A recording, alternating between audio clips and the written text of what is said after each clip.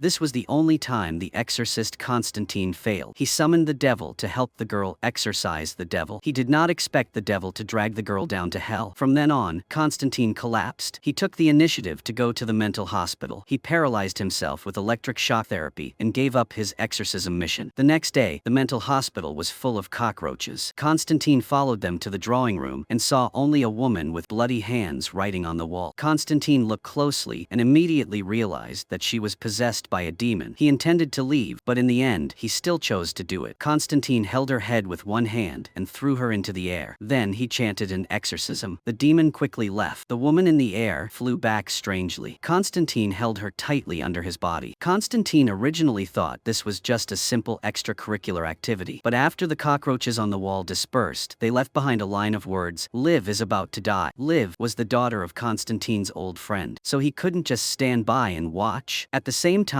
Liv had been having strange things happen lately. When she got home from work, the image of the car reversing was clear, but it kept going off. After Liv got out of the car to check, the car lost control again, so she could only walk home. The street lights where Liv passed turned off one by one. The next second, the ground collapsed and burned fiercely. When Constantine checked the crater caused by the explosion, the dark angel Midnight appeared. Midnight claimed to have always been secretly taking care of Constantine. Constantine disdainfully said that he didn't want to be associated with the angel. That would tarnish his reputation. Constantine's soul would definitely go to hell. Midnight could save Constantine, but he wouldn't accept it. Midnight had no choice but to flap her wings and fly away. After Liv returned to the dormitory, someone secretly installed a mysterious symbol on her door. When the devil came, it was blocked outside. The devil had to go to Liv's neighbor's house. Liv woke up in the middle of the night and found the hallway full of police. The neighbor died mysteriously. Liv paid attention to the symbol on the door. She somewhat believed Constantine's warning. The body was transported to the police station, but revived on the way. When the police turned on their flashlights, they discovered that the body had disappeared. Early the next morning, Constantine was waiting in front of Liv's company. Only then did Liv learn that the symbol on her door was an amulet called Horus's Eye, hung by Constantine's associate. Liv did not understand why she, a normal person, had encountered this calamity. Constantine explained that he was entrusted by her deceased father to protect her. Liv sneered when she heard that because her father had died before she was born. Constantine told her that her father had just passed away last year. Then Constantine gave her Liv's father's remains. At that moment, a truck crashed into the company and crashed into Liv's workplace. The driver was the neighbor who had died last night. Constantine asked for the body but got no results. Constantine turned around and found that Liv had disappeared. It turned out that Liv had gone to find her mother to ask for the truth, but her mother knew very little about her father's past. Liv immediately took out her father's pendant. At this moment, she noticed that her grandmother, who had passed away for many years, suddenly appeared. The next second, Liv's grandmother's face was distorted. Her eyes were empty and black water was flowing from her mouth. Liv was scared and immediately drove away. But in the middle of the road, Liv was stopped by Constantine. He told her that she was awakening special abilities like her father. Constantine then grabbed Liv's hand so she could see the nature of the world through the pendant. At this time, a train was coming here. Constantine held Liv tightly so that she could neither avoid nor dodge. It turned out that Liv possessed rare yin and yang eyes. She could see the world after death, so she was hunted by demons. After helping Liv awaken her talent, Constantine prepared to take her to a safe house. But on the way, they were attacked by demons. The demon controlled the cable to attack the two people in the car. Constantine quickly chanted the Bible to resist. Constantine took the opportunity to save Liv. Then he was pierced through the chest by the cable. Constantine left his partner and took Liv to a small stone house in the suburbs. This was his headquarters. Constantine opened the Encyclopedia of Demons. Constantine discovered that the demon who was hunting Liv was named Lucifer. He was a demon who sucked power from electricity. Under Constantine's guidance, Liv completed her first use of her special ability. Liv's blood dripped onto the map along the pendant. The location of the blood drop showed that there was a demon causing trouble, but Constantine couldn't care less about other people's business right now. The urgent matter was for Lucifer to return to hell. Constantine then went to the Ivy League University to find someone to help. The dark angel Midnight possessed the Guardian and once again tried to persuade Constantine to her side, but his answer was still no. After Midnight left, it rained heavily. Constantine then went to find Professor Richie. However, Richie did not welcome Constantine. It turned out that since Constantine harmed a little girl and caused her to be sent to hell by the devil, they had gone their separate ways. Under Constantine's pressure, Richie had no choice but to agree to help. Constantine then went home, but as soon as he got home, Chas followed him in. Liv was extremely scared when she saw this. After all, She had seen Chas die with her own eyes. Everyone knows that Constantine's path to exorcism is quite costly. However, Chas has dozens of lives, so he can withstand Constantine's destruction. Then, Constantine bribed the gatekeeper. He entered the tallest building in the city center. The gatekeeper thought that the young couple wanted to seek thrills. Then, Constantine used Liv as bait. He drew an exorcism formation on the rooftop, just waiting for Lucifer to take the bait. Not long after, the gatekeeper went to the rooftop. Liv quickly advised him to leave, but Constantine sneered because the gatekeeper was possessed by Lucifer. The gatekeeper confidently entered the formation. Constantine immediately chanted the Bible, but Lucifer waved his hand and used the cable to restrain Liv. In the city center, Lucifer could absorb endless electricity. However, Constantine still had a backup plan. He fired a flare so that Professor Richie would immediately cut off the electricity to the entire city. But Lucifer's fighting power was severely reduced. Constantine burned the formation. At the same time, Liv took the opportunity to escape the bondage, but Lucifer was not afraid. Afterwards, Constantine only saw the little girl Astra appear in the formation. She was Constantine's only weakness. Lucifer threatened Constantine. As long as he withdrew the formation, the little girl's soul would be free. Constantine was preparing to release the devil. Liv saw Astra's true face through the pendant. Constantine angrily chanted the Bible. Lucifer and the puppet began to spontaneously combust. The flames rose up in the formation, engulfing the two people and sinking into the ground. The devil was beaten back to hell. When Beeman brought Liv home, he repeatedly advised her to stay away from Constantine. After that, Liv decided to become a normal person. Liv asked Chas to give the psychic pendant to Constantine. Before Liv left, she found all the locations with the escape points on the map. Then Constantine chose to fulfill Liv's wish. But Midnight was angry because she failed to achieve her goal. Although Liv had left, a more powerful priest had noticed Constantine. Isabel could sketch Constantine's every move in real time. Elsewhere, the mine foreman was burned alive in his bathroom. At the same time, Constantine, thousands of miles away, discovered a drop of blood on the map that appeared abnormally. This showed that the fire was caused by a demon. Constantine immediately went to the town to watch the foreman's funeral. However, this scene was imagined by Isabel and drawn on paper. Then Isabel got bored and went out to get some air. She had only walked a short distance when she stabbed Constantine in the heart. She looked at the man she had been longing for day and night before her eyes. She thought, could he be her destiny? After Constantine saw his sketch, he thought it was a teenage girl. Constantine did not pay attention to Isabel's nonsense. He stabbed the eyes on the painting. Constantine took advantage of Isabel's distraction and left quietly. He then went to the bar because it was the best place for him to gather information. Constantine learned from the workers that 9 people had died in the mine last year. There were rumors that knocking sounds were often heard inside, so Constantine immediately went to the mine. He secretly distracted the gatekeeper. Then he sneaked into the mine. When Constantine went deeper, he did not detect anything watching him underground. Constantine went to the deepest part and knocked on the rock wall rhythmically. Sure enough, there was a loud knocking sound inside. Immediately after that, the entire mine began to shake. Constantine quickly retreated. Then he bought a fast food meal and mixed with the mourning crowd to go to the foreman's house to investigate. Constantine then collected the black liquid in the shower. At this time, the foreman's wife discovered Constantine. Constantine claimed to be a reporter. He said he wanted to write an article in memory of the foreman. She said her husband was dead. Then she had a more interesting story to tell him. A Romani girl was deceived by a rich man with sweet words. After getting married, the girl discovered that the man was a coal miner. He rolled around in the mud all day. Constantine guessed that this was her story. Then Constantine was about to leave when she flirted with him again. After Constantine rejected her, she immediately turned her back on him and blamed him. Her friends and relatives surrounded him with unfriendly faces. Then the mine boss beat Constantine up. When Constantine returned to the hotel, he found that the fangirl had been waiting for him there for a long time. It turned out that she had stolen Constantine's ID card. Constantine was not to be outdone. He said her name was Isabel. Turned out that Constantine had also paid Isabel's bill. The two of them could be said to be evenly matched. Isabel expressed her intention that Constantine had been on her mind for the past few months. Today's meeting must have been a fateful arrangement. Constantine seemed to have picked up a treasure. It seemed that this girl was also a priest. Constantine immediately instructed Isabel to relax her mind. Then he poured the collected black liquid onto her palm. Isabel entered a state of spiritual vision. She experienced what the foreman had experienced before he died, and she let out a painful cry. Constantine quickly woke her up. After Constantine learned that Isabel had seen the cross, he pretended to agree to cooperate and then jumped out the window and left. Only then did Isabel realize it, and she was extremely angry. When Constantine arrived at the church, he found the place was abandoned. There was a heavy breathing breathing sound behind the wooden bench. Constantine was on guard. Unexpectedly, it was a couple secretly having sex. At this time, Constantine noticed the ghost drawing on the wall. The boy told Constantine that this was just a typical devil legend used to scare children. After the two left, Constantine took out a thermos from his pocket and dripped his blood into it. Then, Constantine raised it above his head and poured it on himself. His vision penetrated the water. He saw the devil hidden in the drawing. He was getting closer and closer to the truth. It turned out that because this mine was dug too deep, it had released the devils of hell because it needed the help of a priest. Constantine shamelessly went to Isabel to propose cooperation. However, Isabel had just been teased by this mine, so she was still resentful. To express his sincerity, Constantine revealed his identity as an exorcist. He said, "Communicating with demons is no different than dancing on a knife's edge." Constantine wanted Isabel to prepare herself. At this moment, the mine alarm sounded, so the two of them immediately went to investigate. Turned out that the mine had collapsed. Before the incident, the workers had heard the knocking sound. Constantine quickly stopped the mine manager. The manager was embarrassed and told the truth that the mine had been drained 5 years ago, but the company continued to operate illegally. It had opened up an area where humans should not set foot. If they did not close the mine, more people would die. At this moment, the car door automatically locked. Black water kept pouring out from under the two people's feet. Fortunately, Isabel opened the car door in time, but the manager had already died. Isabel then wondered what kind of monster was harming people, and Constantine had a clue. That black monster was also called a mudman. Traditional mudmen would never appear on the ground unless someone used magic to control it. Isabel thought of the previous pastor. His son was also one of the victims of the mine. Moreover, there were traces of summoning mudmen in the church. So the two of them changed their clothes and went to the bar again, but they didn't see the pastor anywhere. So Constantine told Isabel to sit in the place where the pastor usually sat to practice her supernatural powers. Under Constantine's guidance, Isabel discovered that the pastor was camping near a waterfall. After learning the location of the waterfall from the bartender, the two of them immediately left. As soon as they met, Constantine immediately cast an exorcism spell. The pastor was still hanging his clothes to dry. His face was full of confusion. Constantine was stunned for a moment. Then he accused the pastor of harming people. The pastor disdainfully said that Constantine was an idiot. The truth was right in front of him, but he didn't see it. All the victims on the ground were the high-ranking people in the mine. Someone was taking revenge on them. Now the mine only had one boss left. Constantine woke up and immediately ran to the mine. Since the workers didn't dare to work, the boss pulled his son down the well himself to dispel the rumors. The mudman came out from underground and attacked too. Luckily, Constantine and Isabel arrived in time to chase the mudman away. The son was still breathing, but his father was not so lucky. The mudman's handprint was still on the boy's cheek. The two decided to close the mine forever. The kind Isabel even called the priest to come and personally press the detonator to relieve her mind. Then Constantine left Isabel and went to the house of the dead foreman alone. Before Constantine could expose his wife's identity, a group of mud people emerged from underground. She was not afraid and was curious about how Constantine had found out about her. In fact, the first time they met, Constantine had noticed that charcoal mark on her arm was left by a mud person. Moreover, she had once claimed to be a gypsy. Under her command, the mud people had captured Constantine. Constantine summoned her husband. Immediately, the foreman also turned into a mud person. The foreman dragged his wife underground. When Constantine returned to the hotel, he found that Isabel had been waiting for him for a long time. Moreover, she had also drawn a scene of him being surrounded by mud people. After this battle, Constantine affirmed Isabel's worth. Constantine's exorcism journey continued. This time, he burned his withered, severed hand. Then he spread fresh blood around the body and successfully summoned the soul of his old friend from hell. But it only lasted as long as a stick of stinking incense. The other corpses in the morgue also began to show signs of life. They were like a group of living corpses. Constantine ignored them again. He asked Chas about the cause of death. Chas intermittently talked about the sound in the record. That night, Charmin brought an old vinyl record to Chas and asked him to help analyze the sound spectrum. When he held the record, it was cold. Charmin repeatedly reminded Chas not to listen to the sound inside. This aroused Chas's curiosity. While Charmin went out to answer the phone, he secretly put on his headphones. The melodious singing was easy to listen to, and there was nothing special. But not long after, a miserable scream came from the headphones, accompanied by the whispers of demons. Chas breathed out a cold breath. The headphones quickly froze. Even though he tried to endure the pain and take off the headphones, the whispers still echoed in his head. Chas was so miserable that he chose death. Then, Constantine discovered that a blood stain on the map had turned red. This represented that there was a devil appearing. He quickly looked at the local newspaper and found news of the death of the record producer. Chas was an old friend of Constantine. He did not believe this was a coincidence, so Constantine immediately immediately asked the psychic Isabel to investigate the truth. After Isabel touched the newspaper, she seemed to be in the middle of jasmine bushes and felt a chill to the bone. There was indeed something fishy, so Constantine took Isabel to the morgue to find the person involved and ask for clarification. Before the flame of the hand of glory went out, Chas said the word Rising Moon. Isabel found a company called Rising Moon Record Company. The owner of the company was living in a nursing home, so the two of them immediately went there. The man pretended to be weak. When the two of them mentioned the record, he looked terrified. He then explained the origin of the record in detail. Several decades ago, a singer under his management sold his soul to the devil. The singer's career skyrocketed, and he became the most famous singer. When he recorded his last record, the devil came to collect his soul. The record thus recorded the devil's whispers. The boss tried everything to destroy the record, but to no avail. In the end, he had to build it into the wall. A few days ago, a private detective came to inquire about this matter. He wanted to buy the record. The signature on it was Fel. That was all the old man knew. The dark angel Midnight took the old man's soul to heaven. Constantine and Isabel continued to follow the clues. Fel was a rock star, so he must have sold his soul to the devil. The two sneaked into Fel's mansion and found him performing. Constantine watched in anger. Powerful blow overpowered him. Jasmine warned Constantine to stop. It turned out that she was the one who had made the deal with the devil. The truth was that her husband had incurable cancer. Jasmine had sold her soul in exchange for her husband's miraculous recovery. Fel was kept in the dark. Constantine and Isabel were silent when they heard this. Jasmine took out her contract with the devil and explained the reason. While Fel was in the hospital, a man named Anton came to see her. He claimed to have a cure for her husband. Constantine said that the man's identity was actually a soul broker. Anton then told Jasmine that as long as she found the CD, they could exchange her soul. Constantine frankly said that she had been fooled. A soul broker would never break the contract. After getting the trading address, he left. Before leaving, Constantine hugged Jasmine and put a coffin nail in her pocket. This scene was seen by Isabel. There were a total of 2 coffin nails that could locate each other. Constantine then followed the address to find Anton, but he was just a minor character. The real buyer of the CD was finally revealed. Constantine followed the clue to find the buyer behind the CD, Midnight. However, Midnight immediately signaled his subordinates to ambush Constantine. When Constantine woke up, he realized he was tied up. Midnight first injected Constantine with anticoagulants, then cut his hand. Then they left him to fend for himself. At the same time, Midnight's subordinates also broke into Jasmine's mansion to steal the CD. Isabel kindly warned them not to touch it, but the thugs ignored it and left proudly. After this incident, Isabel guessed that something had happened to Constantine. She quickly used the coffin nail Constantine left behind to track his location. A homeless person was the first to discover Constantine. Constantine thought he had met his savior. Unexpectedly, the homeless person had bad intentions towards Constantine. Constantine had no choice but to use black magic to trick the homeless person. In his eyes, the cards turned into yellow cards. Unexpectedly, the homeless person saw it and became greedy, even killed Constantine. Luckily, Isabel arrived in time to chase the homeless away. On the other side, the two thugs couldn't contain their curiosity, so they opened the CD packaging. The CD was cold when they touched it. The temperature in the car dropped by dozens of degrees. The devil's whisper took control of them. The next morning, more than a dozen people died tragically in a club. The only survivor was a deaf mute. Isabel used her special ability and saw a tiger behind the deaf mute. They happened to see a tiger radio affix nearby, so the three of them immediately went there. Since they only had one set of headphones, Constantine went to the radio to stop it. Isabel and Stoffel tried to cut off the power. The radio was controlled by two thugs. The devil's whisper drove everyone crazy and they killed each other. At the same time, Midnight arrived. He fired 2 shots, blowing up the speakers, helping Constantine escape the siege. The two thugs held guns to prevent Midnight from getting close. While the two sides were fighting, Constantine took the opportunity to chant a spell, causing the recording studio door to immediately lock. Midnight angrily tried to open the door, but only saw the 2 people inside explode into blood. Constantine left. Midnight stared into the abyss of hell and hesitated. This feud was considered settled. Afterwards, Constantine captured the soul buyer Anton and forced him to eat the entire contract. Jasmine's deal with the devil was thus void. She kept her life. This was a true image of being possessed by a hungry ghost. He rushed straight into the kitchen and put his hand in a pan of boiling oil to scoop out the fried potatoes. This scene terrified everyone. After the policeman was bloated to death, countless insects flew out of his mouth. His body also quickly withered. All of this originated from a jade vase that was confiscated by customs. Although the jade vase had passed all inspections, its owner was a drug addict, so the police ignored the owner's warning and smashed the vase. Unexpectedly, there were tens of thousands of flying insects inside. When the police were stunned, a swarm of insects flew flew into his mouth. Constantine and Isabel returned to the stone house. They found that the door lock had been broken. Constantine was not worried, but on the contrary, he sympathized with the intruder. There were many traps in the stone house. After the two entered, they discovered many insects. Constantine, with his extensive knowledge, knew that this type of insect was called the striped leatherback beetle, one of the most destructive pests in the world. The intruder was a drug addict, also Constantine's old friend named Gary. He stepped on a gravity trap and was suspended in the air for several hours. The two old friends met again, but Constantine was not happy because Gary was the worst of his friends. Gary was a little embarrassed. On this trip, Gary wanted Constantine to help clean up the mess. A few days ago, Gary discovered that in Sudan, there was a poor man with a demon sealed in his body. Gary realized that this was his chance to redeem himself. That year, Constantine and the others failed to exorcise the girl, causing her to be taken to hell by the devil. Gary also participated in it, so Gary released the devil in that person's body and sealed it in the jade bottle. But when he entered the country, the jade bottle was smashed by the police. Constantine realized the seriousness of the problem, so he immediately put on the Solomon ring with the inscription on the glass bottle. This made Isabel very happy. At the same time, in the bathroom of a supermarket, countless striped beetles sprayed out of the sink. Then they entered the poor woman. Her eyes were bloodshot, and she was frantically eating the meat in the supermarket. The scene was extremely bloody. After Constantine watched the news, he mocked the glutton possessed by the devil for only knowing how to make endless demands. In fact, he was mocking Gary. After Constantine left, Isabel intended to comfort Gary, but Gary's addiction relapsed. When Isabel touched him, she felt the pain and immediately fell to the ground. Supernatural abilities are a double-edged sword. On this side, Constantine went to the supermarket where the incident occurred. He used black magic to deceive others. Through questioning witnesses, he learned that the last person possessed by the insects was an employee of a meat processing plant. Then Constantine went to the meat factory. He saw a withered corpse in the hallway. The old wizard cruelly cut off the boy's tongue to prevent him from exposing his evil deeds. He then carved many cuts on the boy's face. These bloody and skillful cuts were the spell to seal the demon. The boy was the chosen sacrifice to the demon. Countless harmful insects entered his body. They were the incarnations of the hungry ghost. Constantine's first battle with the hungry spirit ended in defeat. Only by clarifying the origin of the hungry spirit could he completely destroy it. So Constantine sought out a wizard friend. The wizard used hallucinogens to put Constantine into an illusion. He witnessed the process of the wizard sealing the hungry spirit from an outsider's perspective. Constantine needed the holy Kusa blade to seal it. When Constantine returned to the stone house, he found Isabel on the sofa with a weak expression. It turned out that Gary was so guilty that he stubbornly went out to deal with the hungry spirit. Constantine smiled and said nothing. He knew very well that Gary could not help. Gary must have used the excuse of exorcism to go out and buy powder. Sure enough, Constantine found Gary at a drug addict hangout. Constantine used the wizard's enhanced hallucinogens to save Gary from the drug dealers. Gary was very embarrassed because he had disappointed Constantine again. However, Constantine not only did not scold Gary, but Constantine also invited him to drink. Then the two of them planned to break into the museum to mix the Kusa blade. Just as Constantine was about to break the door, time stopped. Midnight appeared. Midnight had seen through Constantine's true intentions. Midnight asked if Constantine could be so cruel. Constantine hesitated for a long time and finally firmly said that he could do it. Midnight looked at Constantine with a very sympathetic gaze. The next second, the door was broken open. Constantine stopped the guard, and Gary had successfully stolen the Kusa blade. Then, the two of them found the host possessed by the hungry spirit in the theater. He was frantically eating popcorn. Sealing the hungry spirit not only required the Kusa blade, but also a living person as a sacrifice. Gary was full of surprise. He thought of Constantine's suddenly good attitude towards him. It turned out that the meal just now was the last meal. Constantine held back his tears and hugged Gary tightly, saying word by word, "I am proud of you." Gary used his life to gain Constantine's recognition. After speaking, the two took off their coats. Gary knelt on the stage. Constantine chanted a spell. The hungry souls flew out of the host and hovered in the air. Under Constantine's control, all entered Gary's body. When Constantine sent Gary back to prison, Isabel was angry at Constantine's cruelty. Gary considered Constantine an idol, but Constantine controlled and took advantage of Gary. Constantine had no other choice. Like the old wizard, sacrificing one person to save thousands. Midnight peered again. He was also not satisfied with Constantine's actions. He would do anything to exorcise the evil spirit. Gary was not Constantine's first victim and would not be the last. However, heaven needed a helper like Constantine. The beautiful girl escaped from this hell. She asks everyone she meets if they are beautiful. However, if a passerby answers incorrectly, they will lose their life. Just last night on a brightly lit New Orleans street, Detective Jim was peeing. A girl walked by with with a look of disdain. At this moment, a masked girl suddenly appeared and asked the other girl if she was beautiful. The masked girl didn't say much. She used scissors to cut the girl's neck. Jimmy quickly pulled out his gun and shot, but he ran out of bullets and couldn't hurt the masked girl at all. This completely overturned his perception. At the same time, Constantine, who was thousands of miles away, discovered that the blood on the map of New Orleans had turned bright red. This showed that evil spirits were present there. The exorcism team immediately set off. They found the alley where the crime took place based on the police report. The magic stone turned blue, indicating that the murderer was a spirit. There were no bullet marks at the scene. A sudden applause interrupted Constantine's deduction. Jimmy happened to pass by. He ridiculed the three people as swindlers pretending to be gods and demons. Constantine gave Jimmy his business card again. Having a police ally wasn't bad. Later, when Isabel checked into the hotel, she unconsciously activated her superpower. When the elevator door opened, it was a small path in the woods. She saw a boy get into a perverted old man's car. The old man stroked the boy's thigh, considering him his prey. Unexpectedly, high-level hunters often appeared in the form of prey. The boy's figure suddenly disappeared. The next second, he appeared covered in blood in the middle of the road. After returning to normal, Isabel told Constantine what she had seen and heard. It seemed that the spirit was not only the masked girl. Constantine immediately reported the case to Jimmy. Early the next morning, the exorcism team arrived at the forest where the crime took place. Jimmy insisted on arresting Constantine, who could predict and report case. In addition to the psychic, there was also a murderer. Jimmy thought that Constantine was the latter. Constantine had no choice but to tell his teammates to split up and investigate. Constantine reminded Jimmy that the masked girl and the hitchhiking boy were both dead. Instead of investigating criminals with criminal records, he should look at the obituaries in the newspaper. Jimmy followed Constantine's suggestion. Sure enough, he identified the two spirits. The masked girl was named Misaki. She was a somewhat famous model. Because her colleagues were jealous of her, she had her face slashed a few years ago. Then she did something stupid. The culprit had just come out of the closet because of his good behavior. The boy who was hitchhiking with the old pervert was named Philip. 3 years ago, he died in a car accident on a small road in the forest. Constantine suspected that someone had summoned their spirits. Jimmy finally believed in ghosts and was willing to help Constantine exorcise them. At this time, Isabel visited Philip's grandmother. She had recently asked a spiritist, and the teacher they were looking for was the same person. He called himself Midnight. It turned out that Misaki and Philip were both summoned by Midnight. When Constantine arrives at the cult headquarters, Midnight is conducting a séance to have a woman say goodbye to her husband who died of illness. However, Constantine's appearance interrupts the ritual, which angers Midnight. Constantine accuses Midnight of resurrecting the spirit of the dead. Midnight blows a powdery substance on his hand, causing Constantine to faint. The seeds of doubt are planted. Early the next morning, Midnight throws Constantine into the trunk of the car. He then goes to the client's house to investigate. He is horrified to discover that the séance last night has resurrected the woman's husband. The spirit laughs maliciously, and the wife's body becomes increasingly weak. Midnight finally believes Constantine. When Midnight returns to the car, Constantine has escaped and thrown the driver into the trunk. The two decide to join forces to investigate. Isabel and Jimmy patrol the deadly road, and they finally discover the spirit of the boy. Instead of reminding passersby, they would let the boy hitchhike in their car. On the way, Isabel and Jimmy were both scared. The boy repeated the same trick. His body disappeared and appeared in the middle of the road. However, Isabel did not follow Philip's wishes. She drove straight into it. After dark, Constantine and Midnight found the bodies of the three souls and prepared a prayer ritual for them to be released. However, the two had different beliefs, so each chanted their own spell. The fire that burned the bodies automatically went out. There was not a trace of burning on the body. Both thought it was the other's fault. Philip appeared again. Isabel took the initiative to invite the boy into the car. He seemed not to recognize her. When Isabel mentioned Philip's grandmother, the boy took the initiative to ask to get off the car right in front of the tree where the boy died. At this time, Chaz found Misaki, who was about to cause trouble. He asked her back if she thought he was handsome. Her hand held the scissors high, but could not swing them down. Constantine finally figured out what problem was. He informed Isabel to bring the relatives of the three souls. They couldn't forgive themselves, so they made the deceased die with their eyes open. After the three women let go of everything, Constantine and Midnight performed magic again, and this time the body burned fiercely. At the same time, the three souls also disappeared and were put to rest. Then Jimmy went to Isabel. It turned out that he had recognized her for a long time. Isabel's background had always been a mystery, but Jimmy had worked with the missing person file, and he had hosted Isabel's family. Isabel was very nervous when she heard that, but Jimmy was willing to help her keep the secret. When he was about to help her up, her eyes suddenly turned green, only to see Jimmy's face covered in blood. His whole body was covered in death air. Constantine was at the the bar with Midnight at the moment. The grudge between Constantine and Midnight was cleared. Midnight had a person in hell, which was his sister. To repay Constantine, Midnight stroked his sister's skull and called the Hell Hotline. Then he asked about the mystery of the rise of darkness. After receiving the answer, he was shocked and told Constantine that darkness was coming. This big, strong black dog barked madly when the boy passed by. Under the boy's control, the chain on the dog's neck gradually tightened. The big black dog's momentum kept collapsing. Finally, it was strangled to death and the corner of the boy's mouth slightly raised. Another devil child was born. This morning, Constantine and Chaz discovered that the blood on the map had turned bright red. This showed that there was a devil at work, so the two of them immediately drove there. They learned from the police report that a couple had been brutally murdered last night. Only the little girl survived. After Constantine sneaked into the crime scene, he noticed the broken pieces of coffee cup on the floor. He used smoke to recreate the process of the coffee cup breaking. He discovered that the girl was the murderer of her parents. She was possessed by an evil spirit. Now the evil spirit has escaped and it will definitely look for a new host. Each evil spirit has its own behavior pattern. Constantine discovered through investigation that last month there were 3 similar strong cases. All were parents killed and only their children survived. Constantine suspected that the same evil spirit was responsible. The police also discovered clues, so they temporarily detained these orphans for protection. Constantine could not approach them, so he could only start with the earliest survivor, Marcello. He killed his parents decades ago. After that, he was always in a mental hospital. Now he was old. Constantine immediately went to visit Marcello. Constantine found Marcello's eyes were dull like a person who had lost his soul. At the same time, the boy Hansi, who was possessed by an evil spirit, started to play a malicious joke. The boy used his telepathy to explode the light bulb, causing sparks to fly everywhere, so his father stepped on the broken glass. Hansi's face did not change color. He coldly advised the family to be careful. The observant Lisi discovered that his son was becoming increasingly cold and violent. Many strange things also happened at home. Halloween was approaching, and carving pumpkins was Hansi's favorite part. Unexpectedly, the boy stabbed the pumpkin. After Lisi grabbed the kitchen knife, Hansi, out of dissatisfaction, controlled the crow to stab the door, killing it. After it got dark, Constantine used black magic to investigate along this road. When the smoke suddenly wavered towards a house, Constantine stared at the family across the street. It turned out that this smoke would fly in the opposite direction when it encountered evil power. The two men did not act hastily, but waited for the incident to happen. The next day, when Hansi went to school, he killed his friend because his classmates were fighting over the spinning top. Hansi used his evil power to pull his friend into the rapidly spinning top. Constantine could not stand to see Hansi doing evil anymore, so Constantine disguised himself as a teacher and used the excuse of visiting the house to approach Hansi. Then Constantine quickly took out a magic root to prove to the couple that their child was possessed by an evil spirit. However, to exorcise the evil spirit, they had to clarify its identity when it was alive. Before that, Lisi, under Constantine's guidance, used anesthetic to make Hansi unconscious. Then the three of them went to the first victim's house. Looking at the log with the stick stuck on it, Constantine couldn't help but think of Marcello's tragic childhood. He lit 3 candles and the 3 of them held hands and sat in a circle. Then, they performed the spirit summoning ritual. Along with Hansi's convulsions, the atmosphere was extremely tense. The door of the abandoned house slowly opened. It turned out to be a small deer. The failed spirit summoning made Constantine a little discouraged. Chas thought that perhaps Marcello was not possessed by an evil spirit. He attacked his parents because of long-term domestic abuse. In the evening, when Lisi brought Constantine home, Hansi had woken up and was preparing to attend the Halloween party. Lisi was angry when he saw Constantine. The argument between the 3 made Hansi upset. The boy controlling the chair knocked Lisi unconscious. Constantine suddenly realized that the argument between his parents was the key to activating the evil spirit. Hansi escaped into the haunted house to gain geographical advantage. Constantine deals with real demons every day, so he's not afraid of these props. Constantine patiently explores the haunted house looking for Hansi's shadow. Unexpectedly, Hansi uses a ghost costume as bait. Hansi distracts by smashing Constantine's mirror. It turns out that the evil spirit is Marcello's soul. This kind of vengeful spirit of a living person is very rare in the exorcism world. Constantine dodges the sharp kite that Hansi throws at him. Then Constantine calls out his name loudly. Constantine orders him to quickly return to his position. A black mist and a shrill screech disappear. The boy finally regains consciousness. One morning, while Isabel is painting, she suddenly activates her special ability. She discovers several snakes wrapped around her legs. She quickly recounts her hallucination to Constantine. This reminds Constantine of the recent news that a priest who was bitten to death by a poisonous snake came back to life on the spot. The two of them immediately set out to verify. After the pastor became famous, famous. Many people came here. Some came to heal the sick, and most of them wanted to witness miracles. They only saw the pastor clasp his hands together and speak an incomprehensible language. Constantine's expression changed when he heard this. This was the language of angels. Isabel did not expect Constantine to know an angel. The pastor was just an ordinary person. Why could he use power of an angel? Isabel approached the pastor under the pretext of seeking faith. The angel's humming sound immediately rang in her ears. When the pastor was on the verge of death, he received the care of an angel. Isabel was extremely surprised. Constantine asked the pastor why he knew the language of angels. The pastor asked back what qualifications Constantine had to doubt him. At the same time, the first person whose amputated leg the pastor healed mutated. His eyes were bloodshot and his skin was cracked. He brutally killed the doctor who helped him re-examine. Constantine guessed that the miracles the priest had were probably disguised by dark forces. This power would often harm the earth. Sure enough, the two of them discovered thousands of dead fish in the nearby river. This was strong evidence of the use of dark power. Constantine immediately summoned Midnight. Isabel was full of anticipation, wanting to see the angel's demeanor. Constantine teased her again, saying that Midnight was not the holy angel she imagined. Midnight possessed Isabel and teased Constantine. "You finally respect me." Constantine spoke of the priest's strange powers, especially the language of angels. Hearing this, Midnight realized that the problem was serious. Midnight told Constantine to face the sun, and the truth would appear. Constantine couldn't stand Midnight's roundabout way of speaking, but Midnight had already crossed the line, so he couldn't give any more information. Isabel turned to the sun and hummed the angelic song she heard in her hallucination. Isabel softly hummed a few lines, but unexpectedly, a response came from afar. The singing was so pure that it was intoxicating. The two followed the singing to the base of a tree. They discovered an angel lying there among the fallen leaves. Her wings were unevenly high and low. It seemed that she had been seriously injured. After Constantine and Isabel discovered the seriously injured angel, they immediately took her to rest in the warehouse. The angel's name was Imogen. When Imogen led a soul into heaven, the soul plucked out a feather, causing her to fall onto the rope. Not only did the soul revive on the spot, but he also gained power and became a pastor who saved the suffering. Midnight also appeared. He sympathized with her, but he couldn't interfere in the matter here. Isabel couldn't see Midnight, so she could only feel around. Midnight felt very confused. No one had ever been able to pluck the angel's feathers. Constantine went to find the priest alone to reclaim the feathers. Constantine explained the difficult situation of the angel Imogen. The priest had supernatural powers, so he became very complacent. When Constantine saw that he refused to hand over the feathers, Constantine immediately prepared to take action to rob them. Unexpectedly, Constantine was blown away by the supernatural power of the feathers. After defeating Constantine, the priest became even more complacent. The sermon turned into his personal concert. Isabel used her beauty to beg the priest to baptize her so that she could regain her faith. However, during the baptism, Isabel secretly took the feathers. The priest realized, but it was too late. He stepped forward to rob, but he was repelled by the power of the feather. At this moment, all the believers who had been healed by the priest turned into ghouls. Constantine took the wooden stick and declared war. The two men put aside their grudges and brought the priest into the church. Although he was arrogant, his nature was not bad. The two men stayed to fight the ghouls. Isabel brought the feather to save the angel. Only then did the priest know that the ghouls appeared because he had abused the angel's power. Isabel brought the feather. Under Imogen's expectant gaze, Isabel put the feather back into the wing. At the same time, all the ghouls regained their senses. Constantine escaped danger, but he regretted saying that this time it was dangerous. Sure enough, when Imogen regained her power, she took off her disguise. The white wings initially gradually turned black. It turned out that the ghouls were controlled by Imogen. Even without Constantine and Isabel, she could still get the feathers to restore her power. Imogen was pleased and wanted to fly out of the warehouse. She wanted to show off her talent in the human world, but she had reached the limit. Constantine also did not expect that protective charm against evil spirits that he had set up would become a shackle to hold the devil. It turned out that the fallen angel Imogen disguised herself as a holy angel to block the priest who was supposed to go to hell. Then, she stuffed her feathers to him. Thanks to that, she entered the human world. Imogen suddenly attacked Isabel to threaten Constantine to release the seal. The next second, Midnight used magic to give Imogen a surprise attack. Midnight used the heart-taking move to make Imogen disappear. Only at this moment did Constantine truly acknowledge Midnight. Isabel held the heart in her hand with a face full of surprise. Constantine put the heart away. His collection had another trophy. The pastor then repented and preached sincerely to make up for his sins. One night, Isabel suddenly received a phone call from her pursuer. The two met in art class. It was just that Isabel had just gone through a big battle and was not in the mood to date. Unexpectedly, she escaped a disaster thanks to this. Last night, the newborn baby in the church disappeared disappeared without a trace. The mother was also brutally murdered. The nun, with some magic, immediately used magic to project a photo. She found Constantine thousands of miles away. She asked him to help. Constantine was curious about what kind of demon was responsible. They asked Anne nothing, but the scar of the cross on her chest was burning. This was a warning that there was an evil spirit at work. Anne, who was all the way in Mexico, insisted on Constantine taking action because he owed her too much. The two had a relationship before. This time Constantine did not bring Isabel with him. Constantine and Chas went all the way to Mexico. They went to the church where Anne lived. Since the police were at the scene, the three of them could only wait until nightfall to act. Constantine was about to investigate the crime scene to find out the truth about the murderer when a nun rushed in. The three of them quickly stopped. They found an excuse to cover up. Constantine even teased the little girl. Anne stood by and felt unhappy. After Constantine chanted the spell, the divination stones caught fire again. Constantine had a heavy expression. The devil had hidden his whereabouts. But the good news was that the baby was still alive. Constantine and Anne arrived and found the placenta had disappeared. The large tree nearby had borne a human flesh fruit, also known as the forbidden fruit. After Constantine cut one of the fruits, it bled bright red blood. All the fruits on the tree bled as well. The owner of that tree was Hugo. He noticed the movement in the backyard. After seeing this scene, he was stunned. Although they did not get the placenta, the appearance of the forbidden fruit revealed the devil's identity. Of all of Eva's sisters, only Eva agreed to marry Adam that year. The rest of Eva's sisters were married to the devil. At this moment, the three received news that another baby had been lost in the church. On the other hand, Isabel stayed in prison. Because she was bored, she went to town to buy drawing paper. By chance, she met a male model who pursued her. Isabel had a good impression of this male model. However, he had bad intentions. When Isabel touched his hand, she saw an illusion of the safe. This brought back Isabel's tragic childhood memories. Isabel tricked him into going to prison and suddenly made a move. Only then did he reveal his purpose. After Constantine returned to the church, he planned to borrow the devil's power to reflect the murderer's face in the spring water. Anne was a little unhappy because this would taint the church, but Constantine, because he was exorcising evil spirits, did not give up any means. Then Constantine surrounded the spring and prepared to cast a spell. Just as he was chanting, the priestess rushed in and interrupted. After the goddess of hell retreated, Anne and the others heard the noise and ran over. Only then did they learn that the goddess of hell, Lamashu, was Eva's youngest sister. Lamashu loved to eat babies the most, but this time she left the living behind. What was so special about Hugo's family? To solve this mystery, Hugo took the two to his grandmother's house. After his grandmother learned about this, she was extremely horrified and said that the Ducesa had returned. They were collecting the blood of babies. Constantine did not dare to believe it because the Ducesa had long been wiped out by heaven. Hugo's grandmother said that they were just hiding. Hugo's ancestors were once members of the Ducesa. Constantine suspected that the rise of darkness was the work of the Ducesa clan. So whether it was to save the child or to clarify the truth, they had to lure Lamashu out. Constantine came up with a good plan. They used Hugo's blood to fill the dead chickens and disguise them as newborn babies. Then lure Lamashu out. The plan went very smoothly, but Hugo was so eager to save his child that he acted rashly. Lamashu hugged the dead chicken and escaped into the underground pipe. Constantine was afraid that Hugo would mess things up again, so he ordered Hugo to stay above ground. Hugo had no choice but to put the gun in Anne's hand. At this time, after the male model woke up, he tried his best to persuade Isabel that her father was also doing it for her own good. Isabel didn't know what to say. Her childhood was almost locked up in the house, so when she came into contact with this male model, she saw the illusion of the safe. This was a warning. Isabel's father was the leader of the Crusader Legion. He had countless followers under him. Isabel was equivalent to the saintess of the Legion. At this moment, two followers rushed in. Isabel used the male model as a hostage. Unexpectedly, the followers killed their comrades without hesitation. There were many traps in the stone house. Isabel took advantage of the void space to eliminate one person, but because of a momentary carelessness, she was injected with anesthetic by the man. After Constantine and Anne entered the underground tunnel, they discovered two missing babies, but they were blocked by Lamashu. Constantine even used the life of the baby to threaten Lamashu to reveal the Ducesa Society's plan. Constantine took out the statue of the demon Bajuju. He was Lamashu's husband. Constantine then placed the statue in the water. The blue flame immediately enveloped Lamashu and sent her back to hell. Constantine was then stabbed in the back by Anne. She attacked and left him behind, then ran away with the baby. He dragged his badly injured body and declared war on the legendary monster. In desperation, he took out the Bajuju demon idol and removed his mental protection. The demon idol glowed. After Constantine carved it on his arm, his pupils turned blood red. The monster approached him and let out a growl before retreating. When Chas found Constantine, his wound had completely healed. Constantine had no intention of pursuing Anne's shoe shooting at him. Constantine considered it deserved. After all, he never stopped trying to exorcise demons. He sacrificed his friends many times. Demons are like the flu. There is an incubation period. Constantine believed that they should have time to expel them before the demon completely took over the body. But soon the Bajuju demon began to fight for control of the body. After Constantine was controlled by the devil, he beat Chas and ran away. When he woke up again, he saw only the police and the amputated limbs of the thugs all around. The scene of death was horrible. At this time, Isabel had just escaped from the assassins sent by her father. After learning that Constantine was controlled by the devil, Isabel flew to Mexico that night. The two discussed the most urgent matter of finding Constantine. Anne's projection ability could locate Constantine, so the two returned to the church. At this time, Anne was praying for Constantine. Isabel used her ability and discovered that after Anne shot Constantine, Anne felt very regretful, but Anne did not want to help. Isabel had to use her killer move. Constantine could talk directly to the angel. Anne was finally convinced. At the same time, Constantine was sent to a Mexican prison with the highest security level. This place was a mixture of all kinds of violent people. Constantine did not sit still and wait. He went to the bearded man who knew everything in the prison. Constantine then learned that there was an abandoned church in the prison. Constantine needed some tools to exorcise himself. At this moment, 3 muscular tattooed men rushed in. They were all members of the death squad. The bearded man had betrayed Constantine long ago. The devil sensed a threat. Constantine tried to restrain himself. Unexpectedly, the drug dealers did not listen to this advice and sought their own death. After Constantine was corrupted, he destroyed the death squad in the prison and firmly took over the position of prison ruler. The bearded man who betrayed Constantine quickly knelt down and begged for his life. At this moment, Anne used projection magic to enter the prison. The bearded man thought he was seeing a ghost. Anne was very disappointed in Constantine. Constantine intended to use death to atone for his sins. Anne sneered and said Constantine wanted to trick her again. Under Anne's guidance, Isabel and Chas arrived at the prison gate. At this time, Constantine had already left him an insurance policy. It was a tape recording of the exorcism spell. If it didn't work, he could only use the normal method. Isabel blended in with prostitutes and easily entered the prison. Chas's method was simpler. He punched the guard. Although he was beaten by the guard, he successfully entered the prison. Anne, thanks to her identity as a nun, easily entered the prison. The 3 of them began to help Constantine exorcise after dark. However, the exorcism spell on the tape recorder didn't work. At this moment, a miserable scream came from outside. The snake monster transformed into a lawyer and entered the prison. The soldier who accompanied him became his appetizer. Constantine hurriedly urged Anne to use the exorcism knife to stab him in the heart. He would rather die than let the devil appear. The snake demon hurriedly stepped forward to stop him. He originally came to kill people, but ended up saving people. Anne made a beautiful turn and used the exorcism knife to kill the snake demon. The conditions in the prison were limited, so a few people discussed going back to the prison to exorcise the demon. The bearded man collected all the drugs in the prison and injected them all into Constantine's body. Even the devil couldn't handle such a large dose. They planned to use a body bag to get Constantine out of the prison. But the problem was that Chas had fought with the guards, so even if he disguised himself, he couldn't get through this barrier. Anne reluctantly used projection magic. They successfully escaped from the prison. When they returned to the prison, Constantine took advantage of the moment when he was awake to quickly instruct Anne. He said that only believers with steadfast faith could exorcise the devil. Among them, only Anne could do it. Then Anne began to use holy water to exorcise Constantine. The burn caused Constantine unbearable pain. Constantine's body floated up and the devil was about to completely possess his body. Anne had given up, but Isabel shouted that the one who was blocking the exorcism was not the devil but her. Isabel had seen that Anne's inner self had always imprisoned and bound her. Anne had never forgiven herself. After Anne was awakened, she finally mustered up her courage. She read the Bible clearly. Her steadfast faith greatly increased the effectiveness of the holy water. Constantine's mouth spat out streams of black gas. The devil's mark on his wrist gradually disappeared. The 3 people breathed a sigh of relief when they saw this. A few years ago, when Constantine and Chas were drunk in a bar, Constantine had picked up a girl. Constantine was about to go out and have fun, but he was worried that Chas would be stubborn in driving while drunk. So Constantine said a spell to protect Chas, but because he was drunk, he kept forgetting the words. It was as if he was joking. Chas didn't care. After Constantine left, the band on stage started playing with fire. Unexpectedly, they accidentally caused a fire. 48 people in the bar were burned alive. Chas was no exception. However, he miraculously survived. Chas was both lucky and suspicious, so he immediately went to Constantine. Constantine was extremely surprised when he learned that Chas had come back to life. Even Constantine didn't expect the spell to work. Turned out that the V spell that Constantine mentioned was created by the magician Merlin, King Arthur. So in the next few years, to make these lives meaningful, Chas accompanied Constantine everywhere to exorcise evil spirits. Chas didn't care about his wife and children. Taking advantage of the recent absence of demons, Chas immediately returned to New York to visit his child. Unexpectedly, as soon as he left, an abnormality appeared on the map. The blood in New York turned bright red. A man in a black cloak used magic to release layers of black mist into the stone house. When Chas returned home, he found his daughter Geraldine lying on the ground with blood flowing from her mouth and nose. That same night, the hospital received dozens of such patients. Constantine and Isabel immediately arrived. They discovered that Chas's daughter's body was still alive, but her soul had disappeared. Chas's wife became upset after seeing Constantine. It turned out that she also knew Constantine's dark history. He had once failed to exorcise a girl, killing her, but now only Constantine could save Geraldine. Then the three of them went to a gun shop. The owner of the shop was the priest friend Constantine mentioned. After they met, the priest immediately took a gun and chased Constantine away. After all, Constantine had a bad reputation among his friends. Chas was a man of few words, but he acted decisively. Chas grabbed the gun and restrained him. This matter was related to Geraldine's life and death. The priest used Geraldine's doll and successfully cast a spell, causing her soul to enter him. Constantine hurriedly asked for Geraldine's whereabouts. At this moment, the candle flame suddenly flared up. The priest's body floated up again. The expressions of the three people suddenly changed. Only an old voice could be heard coming from his mouth. Constantine asked the witch to show her true form, but the witch warned him not to interfere in other people's business. After speaking, the witch immediately cast a spell to burn the priest's body. Chas and Isabel initially thought that the clue was broken. Unexpectedly, Constantine had a new clue. The spell that the witch used was only known to a few people. He wrote it down and asked Isabel to sense the location of the nearest person. She touched it and saw an abandoned train station. Unexpectedly, this witch had such powerful magic that she could hurt Isabel while she was in this state. After the three of them entered the station, the person behind the curtain finally revealed himself. Fennel was an old man in the witch world. All his life, he had only been a student and assistant to others. After the darkness rose, even an old man like him became powerful. He even researched the soul-stealing magic. Chas prepared to take action. Unexpectedly, Fennel only needed to wave his hand to cause Chas's bones to crack. Chas was in extreme pain. Fennel really had a mission, a monster that always stole his soul. As long as Constantine sent this monster back to hell, he would release Geraldine's soul. Constantine accepted without hesitation. After the two of them signed the contract, Fennel provided something. Constantine could see through it to see through the monster. Then the two of them used this to find the monster's hiding place. However, its entire body was transparent and mysterious. The two of them were completely passive. Only sleeping people could attract monsters. Constantine used a sleeping spell on Isabel, and then he lay in ambush nearby. Not long after, an invisible monster slowly approached Isabel. Constantine had to lift the sleeping spell first, and then he used an electric taunt to beat the monster to death. When the two of them returned to the hospital, they found that there were even more patients with their souls extracted. Without the monster to disturb them, Fennel became even more arrogant. The two of them called Chas and prepared to go complete the transaction. Chas's wife wanted to go with them. Constantine was worried that she would do something too extreme, so he had no choice but to let Isabel stay to keep her company. Afterwards, the two men went to Fennel. They asked him to fulfill his promise to return Geraldine's soul. Unexpectedly, Fennel was extremely cunning. He clung to every word of the contract. Their agreement was to exorcise the monster, not to beat it to death with a club. Fennel wanted the two to continue working for him. Constantine compromised. At the same time, at the hospital, Isabel saw that Jimmy was sad, so she tried to use her power to summon Geraldine's soul. Isabel held Geraldine's hand tightly. Geraldine's voice came from Isabel's mouth. However, the two had not talked for long when Isabel had a severe headache and fainted on the ground. Jimmy found a piece of paper in her pocket. On it was Fennel's location. At dusk, Chas finally revived. Fennel was extremely surprised. With 31 lives, he could do whatever he wanted. At the same time, Constantine also woke up. When Constantine arrived at the place where Fennel was negotiating the deal with Chas, when Chas detonated the grenade, his wife also ran over. The sight stunned her. Constantine quickly covered her under him. A fierce explosion blew the two of them to pieces. Constantine then told Chas's wife the secret of Chas's immortality. He had 47 lives. She half believed and half doubted and went home to wait. The next morning, Chas returned home as if nothing had happened. His wife was moved and threw herself into his arms. She finally understood her husband's mission. After Fennel's fall, all the souls he had imprisoned returned to their original bodies. Constantine kept Isabel in the hospital overnight. This was an adverse reaction to the exposure of the soul. Isabel, half conscious, told Constantine that she had also seen Constantine's mother during that time. 4 college students went to the cemetery late at night to seek thrills. They were about to pay the price for disrespecting the gods. secrets. The four of them stole a diary from their professor. It was written about a man named Jacob Shaw. He created his own mental space. They laughed and read the spell in the diary, determined to find thrills to the end. Unexpectedly, the next second, the four of them were randomly transported to a gloomy house. The dungeon was filled with bloody torture instruments. The books were all blank. This middle-aged man with a gloomy face was Shaw, the owner of the house. When Lily explored the hallway, she met a frightened teenager. He begged her to take him away, and they absolutely could not let him catch them. The four of them trembled and returned to the cemetery. Everything that had just happened was like a dream, but extremely real. They did not dare to discuss this matter anymore. It was impossible for four people to have the same dream. The next morning, Carter saw Shaw's figure in the mirror, but clearly there was no one behind Carter. Carter's soul was then pulled into Shaw's mental space. Shaw used a plastic bag to cover Carter's nose and mouth until he died. At the same time, in the real world, Carter died of suffocation in front of everyone. Constantine has been very lonely lately. He stays home alone in his stone house, drinking to drown his sorrows. Midnight appears and reminds Constantine that his best friend is about to have an accident. Constantine immediately thinks of Ivy University professor Richie. Richie was so angry that Constantine came to visit that he immediately ordered the guests to leave. Constantine said that Richie was in danger. Richie received a call from assistant professor Adam and learned that a student had died in the school. While the two were talking, Lily saw Shaw in the mirror and immediately screamed. Adam quickly comforted Lily that it was definitely an illusion. Constantine thought that the student's death was probably caused by evil spirits. However, Adam still did not answer the phone. The two found Lily in the crowd that was mourning Carter. After a while of questioning, they learned that last night 4 people went to the cemetery to seek thrills. But Lily hid the story about the space they went to because no one would believe it anyway. Constantine, with his sharp intuition, went to the cemetery alone to investigate. He discovered traces of a spell left in the tomb. Constantine used magic to make some mysterious characters appear. Constantine immediately told Richie about his discovery. Richie recognized the astral projection characters as a religious ritual of ancient Egypt. It was one of the projects he had stopped. He quickly checked the bookshelf and found that Shaw's diary had disappeared. Constantine had also heard of this person. When Shaw was alive, he had claimed that he could travel to another world, but everyone thought he was crazy. Now it seems to be true. Shaw's diary states that if a person dies in the spirit world, their body in the real world will also die in the same way. The two men plan to return to the tomb to do more research to close the door to that strange world. At the same time, Miranda practices alone in the dance room. She is completely focused, not realizing that Shaw is in the mirror. Miranda stares into Shaw's eyes. Her soul is pulled into the strange world. The surviving boy calls for help again. His 2 hands have been brutally cut off. After Carter's accident, Adam blames himself because he was the one who stole the diary. Now they can't contact Miranda. Adam wants to go back to that house to find Miranda. Lily thought Miranda was probably in the ballroom, so the two of them split up to look for her. As a result, both of them found Miranda. One discovered the body, the other met her spirit. Adam in the spirit world found Miranda hiding in the closet. There was a steel bar stuck in her stomach. Adam was only concerned with apologizing to her. The noise attracted the murderer Shaw. In the outside world, to protect Lily, Constantine and Richie took her to the safe room. Constantine cast a protective spell on all the mirrors in the safe room. It could be said that everything was inviolable. Speaking of the spirit world, the souls of the 3 murdered college students all became Shaw's toys. He was a gentleman butcher. He politely told them the rules of the game. However, Adam naively thought that no matter how badly injured they were here, they would not die in the real world. Unexpectedly, their bodies lost their lives from the first death. In the real world, Constantine immediately set up a magic circle and prepared to enter the strange world here. But Richie was timid. Richie had studied Shaw's diary and knew that in that world, Shaw was the god. Midnight appeared silently. After Constantine saw it, he immediately gained confidence. 2 men chanted together and entered Shaw's world. They searched everywhere for Lily. After the 2 entered a room, they found the original survivor. However, the boy retreated with a sinister smile. Then, he revealed his true form. Constantine also had no strength to resist. His 2 hands were nailed to the wall. Fortunately, he could still use his mouth. Constantine believed that Richie's mental strength far surpassed Shaw's. Shaw looked at the 2 people struggling in despair and really thought that building a door would be able to master his field. A large sun appeared in the sky, instantly dispelling all the darkness. The wilderness was full of flowers. Richie was furious at Shaw's incompetence. After Shaw disappeared, the entire building shook and was about to collapse. The 2 men rushed out. 4 students followed closely behind. However, only Lily was able to walk out of the house. The bodies of the other 3 had long since died. After this incident, Richie was like reborn. He no longer used a tape recorder to lecture, but instead taught seriously. Constantine continued to use alcohol alcohol to numb his pain. Saving others was easier than saving himself. This morning, Midnight suddenly appeared and reminded Constantine to go to Cartesian Hospital. There was a special patient there. Constantine was a little against Midnight directly assigning him the task. Constantine intended to use divination to verify first, but Midnight activated his divine power to burn the map. Constantine's exorcism team had no choice but to go to Cartesian Hospital. In order to stay in the intensive care unit properly, Chas tried to stab him in the thigh. The three of them found that special female patient. However, doctors surrounded her. Chas injured her leg and blood splattered everywhere. The doctors heard the noise and rushed over. This gave the two of them an opportunity. The woman's heartbeat began to weaken. Just as the doctors were doing their best to save her, Isabel suddenly had an epileptic seizure. A medical examination showed that a tumor had grown in her brain. After hearing this bad news, Constantine was stunned for a long time, and the corners of his eyes were wet. During this time of living together, he had truly accepted her. Constantine couldn't bear to tell Chas the truth. The urgent matter now was to find out the cause of the black veins. The woman had finally passed away. Constantine was about to use magic to examine the body. While Chas was changing clothes, he met a man full of charisma. He had just had a skin graft surgery and had gotten into a fight with someone, causing a piece of his face to tear off. Constantine admired people who were not afraid of death. The two went to the morgue and found a medical staff secretly drinking alcohol. After Constantine chased the medical staff away, he used a spell and discovered that the woman's body was completely engulfed in darkness. At this time, Isabel had heard from Dr. Garland about the tumor. This made Isabel suspect that her special ability was an illusion caused by the tumor. Constantine consoled himself by saying that there were things that could not be explained by science, but magic could not remove the tumor. Constantine was upset and went to the rooftop to relieve himself when a doctor called him back. Constantine thought that smoking was not allowed here, but the doctor asked Constantine for a cigarette. It turned out that the doctor was possessed by Midnight. Constantine immediately became angry and ordered Midnight to cure Isabel. Constantine suspected that Midnight had known about Isabel's illness for a long time. Constantine took out a vial of red gas from his pocket and crushed it. Midnight inhaled it and became unconscious again. Constantine then carved words on his chest, temporarily trapping him in the doctor's body. Constantine told Midnight that before the spell wore off, he would use this body to support himself. At the same time, the medical staff hiding in the warehouse to drink wine was suddenly attacked by a monster. The monster's huge hand was covered with black veins. The monster invaded the medical staff's blood vessels. The two were struggling on the rooftop when they discovered that the electricity in the hospital was unstable. This was the signal of the devil. The two immediately searched. In the eyes of humans, Midnight still had the appearance of a doctor. Constantine used Midnight's access card to open the warehouse door. Corpse had been disemboweled. Constantine used his hand to pull open the shirt and looked at the medical staff's chest. Constantine discovered a heart emitting a purple light. Constantine thought of the legendary black diamond. The dark material was transformed by an evil witch. God personally crushed it and scattered it all over the world. There was a fragment kept in Constantine's stone house. Constantine asked Midnight to stay and continue investigating as a doctor. Constantine returned to the stone house to find the fragment of the black diamond to test the authenticity of the legend. Constantine wanted Chas to feel the power of the black diamond himself. Chas was used to being a guinea pig. There was nothing unusual about the black diamond being cold to the touch. Just as the two were disappointed, the veins on Chas's arms began to darken, just like the two dead people. Midnight was looking up the information of the two victims. He found out that one was a drug addict and the other was an alcoholic. Both of them relapsed after being rehabilitated. At this time, the flirtatious nurse said that there was more detailed information in the archive room and gently stroked the back of Midnight's hand. This made Midnight feel uneasy. Constantine brought another piece of black diamond back to the hospital and told Midnight about his discovery. People who come into contact with black diamonds often have hot tempers and their strength doubled. Constantine said this when he suddenly smelled perfume. Midnight was confused. Although he had helped a girl who had made a mistake, the feeling of pleasure made him feel ashamed. Constantine said that he was using a doctor's body anyway, so strictly speaking, didn't count as adultery. At this time, Dr. Garland was advising Isabel. He hoped that she would accept the surgery to remove the tumor, but she was worried that if the tumor was gone, she would lose her special ability, so she delayed making a decision. Dr. Garland told Isabel that there was a piece of shrapnel in his body. It was too close to his heart to be removed. If he, like her, had the chance to remove the time bomb in his body, he would accept it without hesitation. Midnight revealed his identity. Isabel had always wanted to see the angel's true appearance with her own eyes. Constantine's arrangement was actually to make up for Isabel. At the same time, Constantine searched everywhere for Midnight's figure. When he arrived at the rooftop, he found a strange person with with a distorted face, attacking Midnight. The strange person killed Midnight and left. He did not deliver the finishing blow to Constantine. The two people's previous deduction was clearly wrong. Midnight told Constantine to continue to develop Isabel's ability. Constantine couldn't bear to let Isabel do that again. Midnight said this was a war, so injuries were inevitable. Isabel pondered for a while. She didn't intend to remove the tumor in her skull. Garland angrily reprimanded a disobedient patient, even though he had tried his best to save them. At this time, Constantine and Midnight arrived. Garland acted innocent when Constantine accused him. He had spent his whole life saving people, so he couldn't hurt them. Constantine took out another piece of black diamond. The black diamond in Garland's body immediately activated. He rushed out like crazy. The two men chased after him, following the instructions of the piece. Isabel saw Midnight's illusion again, so she quickly told Constantine. Constantine finally came to his senses. Constantine slashed his palm and used magic on Midnight's chest. Midnight finally regained his angelic powers. His head was glowing with holy light, spreading his wings and gently calling Garland's name. Under Midnight's guidance, Garland regained his true appearance and ascended to heaven. The black diamond fragments in his body gathered together again. After this battle, Midnight completely recognized Isabel. He even appeared before her in his true appearance. He was curious why she refused the surgery. She said that magic had to be paid for. These three beautiful brides were all the wives of this perverted man. But he was still not satisfied. He even wanted to marry his fourth wife tonight. Under the blood moon, Annalise ran away from home to the park to play. The wandering beggar said that she would have bad luck tonight. At this moment, the three girls appeared and chased the beggar away. They comforted Annalise in a friendly manner and suggested playing family. Not far away, the pervert was very satisfied with the bride's performance. At this moment, the patrol guard discovered him, so he lied that the car was broken. Then, taking advantage of the guard's lack of vigilance, he strangled the guard until he passed out. Then, he used a red-hot iron to torture the guard all night. Therefore, he postponed the wedding. At the same time, Detective Jim sought out exorcist Constantine. Jim's colleague was mummied by the murderer while investigating a missing person case. It turned out that tonight was the last of the 4 blood moons. The previous 3 blood moons had girls missing. Jim thought that evil spirits were causing trouble, and this was Constantine's field. The 3 men dug up the policeman's dried corpse. Under the influence of holy water, the mark of the devil appeared. Constantine guessed that the 3 missing girls were kidnapped by Satan worshippers. When Annalise woke up, she found herself in an abandoned house. The house smelled bad. There were also strange drawings and fresh blood on the walls. This scared her very much. The 3 girls appeared again to comfort her. Constantine's group went to the missing girl's house. Isabel touched the victim's belongings, but she didn't get any clues. This made her very discouraged. Constantine realized that Isabel had something on her mind. So while Jim was asking questions outside, Isabel told Constantine that she had seen Jim's future. He died a horrible death, and his whole body emitted a green light. At this moment, Jim walked in, and the two quickly ended the conversation. When Isabel went outside to breathe some fresh air, Midnight possessed Annalise's mother to comfort her. Constantine knew that time was running out, so he advised Isabel to put aside her worries and use her special abilities to find clues. Isabel closed her eyes and focused. The next second, she appeared in the house of the missing guard. The guard left a clue before he died. The murderer was playing with the iron. Isabel immediately wrote down the message. Then, through the reflection of the mirror, she got the murderer's specific address. At this time, the 3 girls were busy helping Annalise with her makeup. 4 little brides with different skin colors were in front of her. They were all married to this pervert. What kind of magic power did he have? The man led the little bride like a Chinese doll into the room. Annalise turned her head to look at the 3 girls, but she found that there was no one in the room. Unexpectedly, they were dead and lying on the bed. Constantine deduced that pervert was a follower of Satan. He had kidnapped 4 girls in a row during 4 blood moon nights. Obviously, they were sacrifices to Satan. Through her special ability, Isabel found the guard who had been murdered by the pervert. She thought the clue was broken. Unexpectedly, Detective Jim said that there was only one way in and out nearby. The surveillance camera must have recorded the killer's license plate. At this time, crows were cawing non-stop outside the window. Constantine realized the seriousness of the situation, so he told the two to continue chasing the killer. The bounty hunter aimed at him. Not long after, Midnight chased after him with a gun. He raised his hand and fired a shot. Constantine gasped and mocked Midnight. He used his remaining dignity to exchange for a reward. How disgusting. Actually, Midnight was not a greedy person, but this reward had extraordinary meaning. Constantine's sacrifice could free Midnight's sister's soul in hell. Hearing this, Constantine understood in his heart that only the Ducheta Society could do this kind of generous act, and the one behind the bounty on him was the Ducheta Society. Midnight didn't say anything more. He shot Constantine dead. Unexpectedly, another Constantine jumped out and took down Midnight in the next second. Isabel and Jim had already investigated the pervert's identity. 6 years ago, the pervert had killed his wife on their wedding day because she was no longer a virgin. That was why he only kidnapped virgin girls. At the same time, the pervert took his little wife to worship the Satan statue. Annalise was enchanted, but eventually came to her senses. Under the man's threat, she pretended to kneel before the statue. The pervert took out a rope and tried to strangle her. His 3 previous wives had all died because of this wedding ring. After Annalise knocked over the oil lamp, she hurriedly fled. The town was very remote and deserted, with no one in sight. Annalise called until her throat was hoarse, but she couldn't find anyone. She had to hide in the ruins. Constantine arrived first and avoided the 2 people playing hide and seek outside. He searched the room, he followed the stench and found the bodies of the 3 girls. Isabel took a shovel and attacked pervert. Jim quickly stopped him. Constantine was a little unhappy. Constantine hinted to Jim that what would happen if such a heinous criminal tried to escape. After this fight, Isabel mustered up the courage to confess to Jim about his impending fate. Her intuition was never wrong. Jim was very calm after hearing it. Before, Isabel had never dared to look straight at him. He immediately guessed. Because it was difficult to escape this, Jim declared that he would cherish every moment of his life. After speaking, Jim forced a kiss on Isabel. Constantine saw this scene. After Constantine left the bar, he went under the overpass to go to the bathroom. Midnight came to see that the depth of humanity was not inferior to that of the devil. This made Constantine very tired. Midnight put his hand on Constantine's shoulder and encouraged him. When Midnight was about to go to jail, he suddenly discovered that time had stopped. He got out of the police car and looked around. Midnight reveals his true form and tells many to tell the Duchera to cancel the warrant for Constantine. The Duchera serve many. The man Constantine seeks is always before his eyes. This movie ends here. Thanks for watching. Goodbye and see you again.